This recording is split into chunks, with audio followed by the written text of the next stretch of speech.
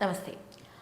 American പ്രസിഡന്റായി ചുമതലയേറ്റ Donald Trump ആദ്യം ചെയ്ത കാര്യം, അതായത് സത്യപ്രതിജ്ഞ ചെയ്ത് ഏകദേശം 8 മണിക്കൂറിന് ശേഷം ആദ്യം ചെയ്തത് ഐക്യരാഷ്ട്രസഭയുടെ കീഴിലുള്ള ലോകാരോഗ്യ സംഘടനയിൽ നിന്ന് US-നോട് പിന്മാറാൻ നിർദ്ദേശിക്കുന്ന എക്സിക്യൂട്ടീവ് ഉത്തരവിൽ ഒപ്പുവെക്കുകയായിരുന്നു.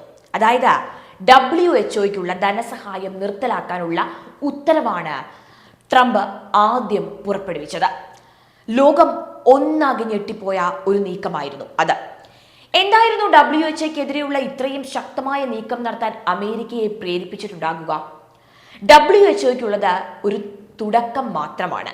യഥാർത്ഥത്തിൽ ഐക്യരാഷ്ട്ര സഭയ്ക്ക് തന്നെ കൊടുത്ത ശക്തമായ മുന്നറിയിപ്പായിരുന്നു അത്.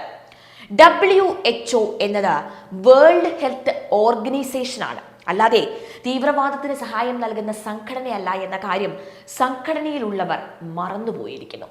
ഐക്യരാഷ്ട്രസഭയുടെ കീഴിലുള്ള മറ്റൊരു ഏജൻസിയായ United Nations Relief and Works Agency for Palestine refugees in the Near East, അതിൽ പെട്ടവർ എല്ലാം തന്നെ ഹമാസ് തീവ്രവാദികൾ ആണ്.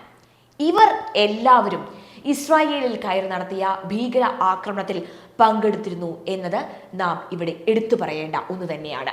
അതേപോലെ ഇസ്രായേലിൽ നിന്ന് ഹമാസ് തട്ടിക്കൊണ്ടുപോയവരെ ഒളിവിൽ പാർപ്പിച്ചത് ഐക്യരാഷ്ട്രസഭയുടെ അഥവാ UN-ന്റെ കീഴിലുള്ള ഓഫീസുകളിൽ ആയിരുന്നു. അന്താരാഷ്ട്ര നിയമങ്ങൾ പ്രകാരം ഐക്യരാഷ്ട്രസഭയുടെ ഓഫീസുകൾ ആക്രമിക്കില്ല എല്ലോ. പുറത്തു വന്ന മറ്റൊരു കാര്യം, ഐക്യരാഷ്ട്രസഭ നൽകിയ സാമ്പത്തിക സഹായങ്ങൾ ഐക്യരാഷ്ട്രസഭയുടെ ഉദ്യോഗസ്ഥരുടെ പിന്തുണയോടുകൂടി ഹമാസ് തീവ്രവാദ പ്രവർത്തനങ്ങൾക്ക് ഉപയോഗിച്ചു എന്നതാണ്. അതായത് ഐക്യരാഷ്ട്രസഭയും അതിൻ്റെ കീഴിലുള്ള സ്ഥാപനങ്ങളും തീവ്രവാദ പ്രവർത്തനങ്ങൾക്ക് നേരിട്ടും അല്ലാതെയും സഹായം നൽകി. അഴിമതിക്കും തീവ്രവാദ പ്രവർത്തനങ്ങൾക്കുള്ള സഹായത്തിനും വേണ്ടിയുള്ള ഒരു സംഘടനയായി മാറി ഐക്യരാഷ്ട്രസഭയും അതിൻ്റെ കീഴിലുള്ള മറ്റ് സ്ഥാപനങ്ങളും. ഖത്തർ പോലുള്ള ഇസ്ലാമിക രാജ്യങ്ങളുടെ പണത്തിന്റെ സ്വാധീനത്തിലാണ് ഐക്യരാഷ്ട്രസഭയുടെ ഉദ്യോഗസ്ഥരെ അവർ വിലക്കെടുത്തത്. അതുതന്നെയാണ് മനുഷ്യാവകാശ സംഘടനകൾ എന്ന് പറയുന്ന സംഘടനകളുടെ കാര്യത്തിലും ഉണ്ടായത്. ഇന്ത്യയിലും ഇസ്രായേലിലുമൊക്കെ തീവ്രവാദി ആക്രമണം ഉണ്ടാകുമ്പോൾ അവർ ഇവരെ ആരെയും കാണാറില്ല. അതേസമയം ഭീകര ആക്രമണം നടത്തുന്ന തീവ്രവാദികളെ പിടികൂടിയാൽ ഉടൻ തന്നെ മനുഷ്യാവകാശ സംഘടനകളും മാധ്യമങ്ങളും കൂടി മനുഷ്യാവകാശം പറഞ്ഞ് ഇറങ്ങി വരും. തീവ്രവാദി ആക്രമണത്തിൽ മരിച്ചവർക്ക് മനുഷ്യാവകാശം ഇല്ലായിരുന്നോ എന്നൊന്നും ചോദിക്കാൻ പാടേയില്ല. United Nations Relief and Works Agency for Palestine refugees in the near ഈസ്റ്റിലെ ഇസ്രായേൽ ഭീകര സംഘടനയായി പ്രഖ്യാപിച്ചു കഴിഞ്ഞതാണ്. ഖത്തറിലെ അമേരിക്കൻ മിലിറ്ററി ബേസ് മാറ്റാൻ ഇസ്രായേൽ ട്രംപിനോട് ആവശ്യപ്പെടുകയുണ്ടായിരുന്നു. അത് ചില റിപ്പോർട്ടുകളും അതിൻ്റെ മേൽ വന്നതാണ്. അങ്ങനെയുണ്ടായാൽ ഖത്തറിന്റെ കാര്യം പിന്നെ പറയേണ്ടതില്ലല്ലോ. ഇന്ത്യയിൽ ദീപാവലിക്ക് പടക്കം പൊട്ടുന്നത് പോലെ തീവ്രവാദി ആക്രമണങ്ങളും ബോംബ് സ്ഫോടനങ്ങളും ഉണ്ടാകുന്ന കാലം ഉണ്ടായിരുന്നു. 2014 മുൻപ് അന്നൊക്കെ ഏത് തീവ്രവാദി ആക്രമണം കഴിഞ്ഞാലും അതിന് ഉത്തരവാദികളെ പിടികൂടിയാൽ ലോകത്തിലുള്ള മനുഷ്യാവകാശ സംഘടനകൾ ഇന്ത്യക്ക് എതിരെ തിരിയുമായിരുന്നു. അതുപോലെ തന്നെ കേരളത്തിലെ ഒരു പറ്റം മുഖ്യധാര മാധ്യമങ്ങൾക്കൊപ്പം BBC, വാഷിംഗ്ടൺ പോസ്റ്റ് ഉൾപ്പെടെയുള്ള അന്താരാഷ്ട്ര മാധ്യമങ്ങളും ഉണ്ടായിരുന്നു. ഇസ്രായേലിൽ ഹമാസ് തീവ്രവാദി ആക്രമണം ഉണ്ടായപ്പോൾ മൗനം പാലിച്ച അന്താരാഷ്ട്ര മനുഷ്യാവകാശ സംഘടനകളും അന്താരാഷ്ട്ര മാധ്യമങ്ങളും ഇസ്രായേൽ തിരിച്ചടി തുടങ്ങിയപ്പോൾ സ്വിച്ച് ഇട്ടതുപോലെയാണ് മനുഷ്യാവകാശം പറഞ്ഞ് മോങ്ങാൻ തുടങ്ങിയത്. പല സ്ഥാപനങ്ങളും പിടച്ചുവിടുന്ന റിപ്പോർട്ടുകൾ പണം വാങ്ങി ഉണ്ടാക്കുന്നതാണ് എന്നതിന് അതിൽ പരം തെളിവുകൾ പിന്നെ വേണോ? ലോക ഹാപ്പിനെസ് ഇൻഡെക്സിൽ ഇന്ത്യ പാകിസ്ഥാൻ, പലസ്തീൻ, ഉക്രൈൻ എന്നീ രാജ്യങ്ങളെക്കാൾ പുറകിലാണ് എന്നൊക്കെ തട്ടിവിടുന്നതിന് പിന്നിലുള്ള കളികളും ഇതൊക്കെ തന്നെയാണ്.